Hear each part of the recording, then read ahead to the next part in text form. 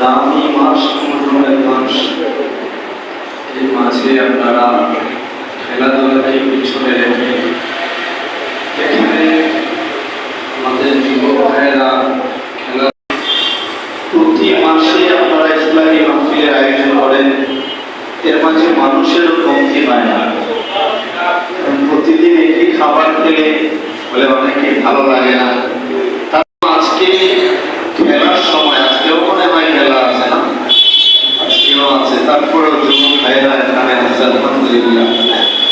এই খেলাধুলাকে পিছনে রেখা যেহেতু আমরা চলেই আসলাম, সেহেতু আমরা এখানে জানাই আছি, একটা নিয়ত করে নেব যে আজকে বাড়িতে ফিরবো, যে বয়সী হয় না কেন বাড়িতে যাব, গুনাহ নিয়ে যাব না, পবিত্র হয়ে বাড়িতে যাব বলে আল্লাহুম্মা আমিন। ইনশাআল্লাহ পবিত্র হয়ে যাওয়ার পর যাব ইনশাআল্লাহ। নিয়ত করে নেব বলে জীবনে কত গুনাহ করছি, গুনাহের পিছনে ফেলে দেব বলে মুহররমের এই মাস, দামি মাসে আজকে আমরা আল্লাহর কাছে তওবা করব, তারপরে বাড়িতে যাইব, পবিত্র হইব, আল্লাহর খাতায় আমাদের নামটা জান্নাতের লিস্টে উঠায় দেব ইনশাআল্লাহ।